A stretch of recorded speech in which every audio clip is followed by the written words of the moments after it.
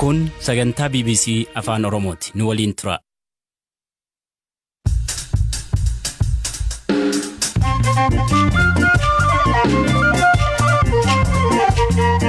Akka mooltan dhaggeeffattoota keenya tamsaasni BBC kallattiin Naayiroobii irraa isin bira ga'u eegalee jira. Qabiyyeen har'aaf soneeffanne ergamaan addaa Ameerikaa Jeffrey Feltman waamicha dhukaasa dhaabuu TPLF dhiyaate waraana waggaa tokkooliif adeemaa ture goolabuun adeemsa siyaasaa eegaluudhaaf akka carraatti ilaalamuu qabaa jedhu. I think right now there is an opportunity for the warring parties in Ethiopia to pivot to a different direction. Qaamoleen waraana kana keessatti wal waraanaa jiran daandii adda addaarra deemuuf carraan hin jiru. Gama biraatiin mootummaan Itoophiyaa raayyaan ittisa biyyaa gara naannoo Tigraayitti akka hin ceene beeksiseera. Ministeerri Turizimii Oromiyaa Alimaa Abdul Shakur milkaa'ina gonfattee fi hojii gara Koomishinii Turizimii Oromiyaa waliin hojjechaa jirtu gaafanneerra. Eejii argame kam irratti yoo Turizimii Oromiyaa beeksisuu barbaada lakkee waggaa kana qofaaf miti haga itti fufutti yoo carraa argame hundatti fayyadamuu barbaada. Oduuf odeeffannoo biroos qabna ani hirphaa gammachuutiin hordofaa. Mootummaan Itoophiyaa humnoonni waraanaasaa naannolee Amaaraa fi Affaar harka hidhattoota TPLF keessaa bilisa baasan qabatanii akka turan ajajuu beeksise. Mootummaan ammatti naannoo Tigraay keessa galee duula waraana marsaa biraa raawwachuudhaaf fedhii akka hin qabne ifatti beekseera. Ministeerri tajaajila odeeffannoo mootummaa Dr. Leggasaa Tulluu ibsa miidiyaaleedhaaf kennaniin duulli jalqaba Ministeerri Muummee Abiyyiin hoogganamaa ture milkiin xumuramuu himaniiru. የመከላከያ ኃይላችን በዘመቻ ለህብረ ብሔራዊ አንድነት በምስራቅ አማራና አፋር አካባቢዎች humni ittisaa keenya duula zamachaa ለህብረ ብሔራዊ አንድነት jedhuun baha Amaaraa fi Affaar keessatti naannolee humna weeraraan qabamanii turan bilisa baasuun ergama isaa galmaan gahuun xumureera. Amma naannolee bilisa bahan cimsee to'achuun akka turu ajajni kennameera. Bu'urri murteen kun itti darbee inni jalqabaa humnoonni mootummaa Tigraay galanii wayita turan rakkoo mudatan irraa barachuu waan sirrii ta'eef kan lammataa shiraa fi kiyyoo diinaa keessa akka hin galle yaaduudhaan sadarkaa sadaffaatti raayyaan ittisa biyyaa keenya tokkummaa daangaa biyyaa haalli balaarra buusu uumameera jedhamee yeroo yaadamutti haala yeroo fi bakka kamittuu naannoo Tigraay galee tarkaanfii barbaachisu fudhachuuf dirqama heeraa waan qabuuf murteen kun murtaa'uu danda'eera. ያለው በመሆኑ ይህ ውሳኔ ሊወሰን ችሏል.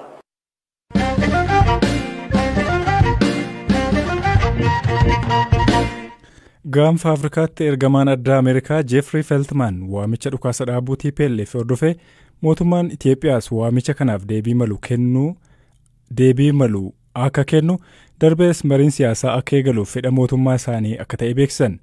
Mariin waraana TPLF fi mootummaa federaalaa gidduutti dhalateef furmaata siyaasaa tolchuudhaaf ergamaan addaa gamtaa Afrikaa Olusegun Obasanjoo gara Finfinneetti imalaa akka jiran himaniiru. Mootummaan Itoophiyaaf gaaffiin ijoo kaasaa ture waan deebii argateef mariitti galuu qabaa jedhan Feltman. I think right now there is an opportunity for the warring parties in Ethiopia to pivot to a different direction. Qaamoleen waraana kana keessatti wal waraanaa jiran daandii adda addaarra deemuuf carraan hin jiru. Ejjennoon mootummaa Itoophiyaa humnoonni Tigraay TPLF yookaan TDF naannolee ollaa keessaa akka bahanidha. Suni ta'eera. Nuti mataan keenya United States humnoonni TPLF naannoo isaanii Tigraayitti akka deebi'anii fi waraanicha naannolee kaanitti akka hin babal'ifne gaafachaa turre. Sun ta'eera. Fedhiin jalqabaa mootummaa Itoophiyaa fi kan keenya amma guutameera. Amma hooggantootni biyyoota Afrikaa fi idil addunyaa qaamoleen lameen gara dhukaasa dhaabuutti akka seenan dhiibbaa gochaa jiru. Sun ammoo dhukaasa dhaabuu waliigaltee irratti hundaa'ee fi marii biyyaalessaa hundaammataaf amanamaa Ministeerri Muummee Abiy Ahmed akka gaggeeffamu barbaadaniif haala mijeessa. Osoo waraanni adeemuu marii biyyaalessaa hundaammataa amanamaa gaggeessuun hin danda'amu. Fedhiin Ministeerri Muummee marii biyyaalessaa gaggeessuuf qabanii fi humnootni TPLF naannolee ollaa keessaa kan hin jirre ta'uun walitti bu'insa waraanaarraa gara marii siyaasaatti deemuuf carraa nu hundi arguudhaaf barbaannu uuma. Mootummaan Itoophiyaa hangammaatti waamicha dhukaasa dhaabuu fi marii siyaasaa eegaluu irratti deebii ta'e kan hin kennine ta'uun wal qabate mootummaan Ameerikaa marii malee waraanaan fallee akka hin jirre mootummaa Itoophiyaa hubachiisuu feetii jedhan. Well, there isn't a military solution. That's the thing. Furmaatni waraanaan hin jiru. Dhalattoonni Tigraay miliyoona 6 yookaan 7 ta'antu jira. Uummata biyyattiin yoo wal bira qabamu lakkoofsaan xiqqaa ta'uu malu. Garuu naannoo isaanii keessa jiru tokkoomanii lafa isaanii ka ta'e bulchiinsa naannoo Tigraay ittisuuf ta'u. Kasaaraan waraana kanaa gama lubbuu namaan akkaan guddaadha. Kun ammoo warra tagaaruuf qofa osoo hin taane ka Amaaraa, Affaariif kaanis ni dabalata. Baasiin mootummaan waraana kanaaf baase hedduu guddaadha. kanaaf mootummaa humnoonni Tigraay fi kanneen mootummaa waliin hiriiran tasgabbii Itoophiyaa ka uummata miiliyoona 100 ol qabduuf jecha gara adeemsa siyaasaa akka galan ka gaafannu. Uummata hedduu qabaachuun Afrikaa irraa lammaffaa ka taate Itoophiyaan naannolee kaan keessattis muddamatu jira. Xiyyeeffannoon kaaba biyyattii irratti ta'uun isaa kutaalee biyyattii kaan keessattis qaawwa nageenyaa uumeera. Gaaffiiwwan siyaasaa deebiin arganne jiru. Tasgabbii Itoophiyaa eegsisuuf mootummaan waraana kaaba Itoophiyaa jiru akka xumuruu fi gaaffilee kutaalee biyyattii biroo jiran kan tasgabbii Itoophiyaa miidhan akka furu hubachiisaa jirra. Gaanfa Afrikaatti ergamaan addaa Gamtaa Afrikaa Olusegun Obasanjo mootummaa Itoophiyaa mariif waliigalchuuf gara Finfinneetti imalaa akka jiran himaniiru. Ammatti mariin siyaasaa hin eegalamne. Ergamaan addaa Gamtaa Afrikaa Pireezidantiin duraanii Naayijeeriyaa Olusegun Obasanjo har'a yookaan bor Finfinnee galuuf sagantaa qaba. Kun mootummaan Itoophiyaa garaagartummaa gidduu isaanii jiru karaa nagaa furuuf murannoo wal fakkaataa qabaachuu isaa agarsiisuuf carraa kennaafi. Achii booda marii siyaasaa godhamu keessatti haala jiruun jajjabeessina.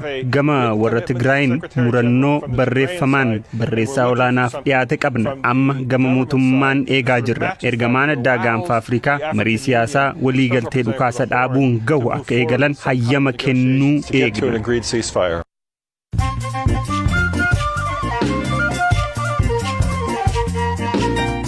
Dhaggeeffattoota keenya ammoo oduun gaggabaabsee isinitti hima. Mootummaan naannoo Amaaraa labsii yeroo muddamaa keessaa tarkaanfiiwwan jajjaboo labsee ture fooyyesse. Hoogganaan biiroo koominikeeshinii naannichaa obbo Gizaachoo Mulunaa tarkaanfiiwwan fooyyeffaman keessaa tokko uggura yeroo sochii uummataatee jedhan. Ameerikaa magaalaa Filaadelfiyaatti saamtonni miseensa Koongireensii Ameerikaa shugguxiin doorsanii konkolaataaf qabeenya kaan jalaa saaman. Taateen kun guyyaa kan raawwate yommuu ta'u, saamtonni 2 moobaayilii fi waraqaa eenyummaa isaanii otoo hambisiin irraa fudhatanii jedhama. Amartiin fakkii Yesuus qabu kan bara kiristaanota warra Roomaa Israa'el qarqara galaana Meeditiraaniyaaniitti argame.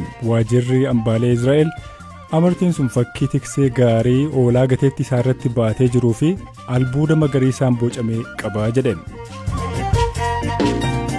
Maayirratti leenjistoonni kilaboota Piriimeer Liigii Ingilizii kamisa har'aa wal ga'uudhaan dhimma Koovid irratti akka mari'atan leenjisaan Liiverpuul Yurgen Klopp ibsanii jiru. Oduun sa'aatii kanaaf qabadhe isaan kana turan.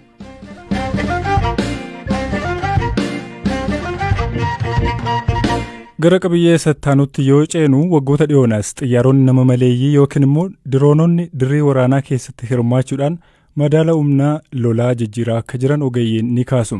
Itoophiyaa keessatti dhiyeenya kana madaalli olaantummaa waraanaa sababa fayyadama dirooniin jijjiiramuun himamaa jira. Aangawoonni TPLF miidhaan dirooniin irra ga'e salphaa akka hin taane amananiiru. Galaana Balaayee dabalee isinitti himama.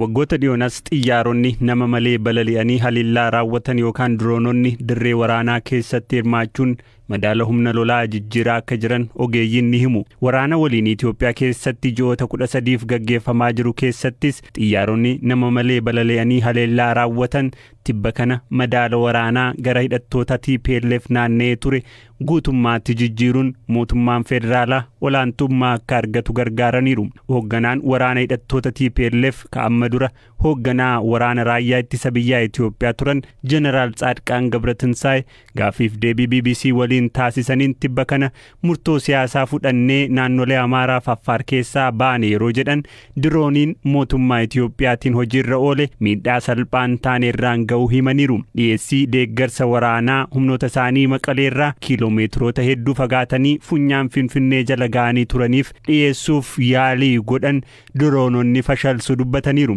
Dubbii himaan TPLF obbo Geetaachoo Raddaas kuusaa waraanaa isaanii dirooniin haleelamaa akka turan dubbataniiru. Dirooniiwwan kun biyyoota akka Chaayinaa, Tokkummaa Emireetota Arabaa, UAE fi Iraan irraa akka bitaman ta'uus akeekaniiru. Ofii dirooniiwwan kunniin warra kam ta'uu malu? Akkamiin hojjetu? Diroonii Chaayinaa Winglong 2 Corporation Industry Aviation Chainaan ka oomishamu dirooniin Winglong boombii rookeetiif misaa'eloota furguggifaman hidhachuu danda'a. Dheerina meetira 11 fi ol ka'iinsa meetira 4.1 kan qabu dirooniin kun baalleen isaa meetira 20.5 bal'ata. Saffisa sa'aatiin kiiloomeetira 370 fiiguun walitti fufinsaan sa'aatii 20f samii keessa turuu danda'a. Qunnamtii saatalaayitiin ka hojjetu oggaa ta'u raadiyeesii kiiloomeetira 1,500 keessatti to'achuun ni danda'ama. Boombiiwwan yookaan misaayilota 12 ulfaatina haga kiiloogiraama 480 qaban baachuus danda'a. Diroonii Tarkii Bayraktar TB2 biyya Tarkiin ka oomishame dirooniin Bayraktar TB2 jedhamu biyyoota miseensota neetoo ta'an dabalatee kaaniin illee hidhatamaa jira.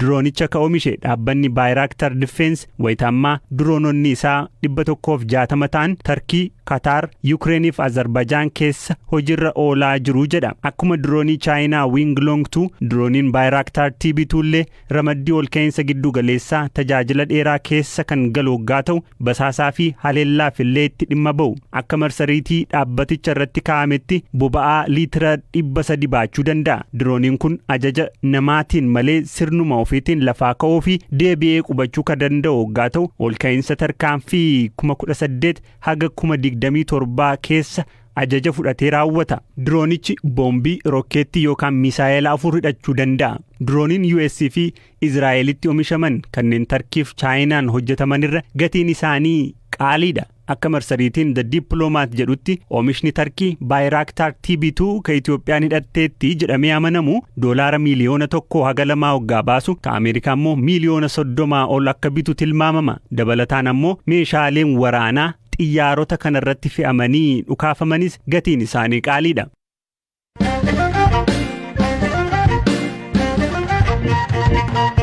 Qabii keenya ittaanuun Arsii Lixaa Dodolaatti dhalachuun Keeniyaatti guddachuu kan himtu shamarree Aliima Abdul Shakur dorgommii bareedinaa Koomishiniin Turizimii Oromiyaa fulbaana bara 2014 qopheesse injifachuun Miss Turizimii Oromiyaa taate. Miss Turizimii Oromiyaa dorgomee mo'achuun kiyya balbala carraa hedduunaaf banee jette. Waayilli koo maatii olaanaa dubbiseera. Dorgommii irratti hirmaadhee beeksisa sooshaal miidiyaa irratti argee dorgommuu qaba jedhee deemee dorgome. Ijoollee dorgommaa hedduutu ture. Ijoollee baay'ee ciccimoo turanii top nama 80 eegalle.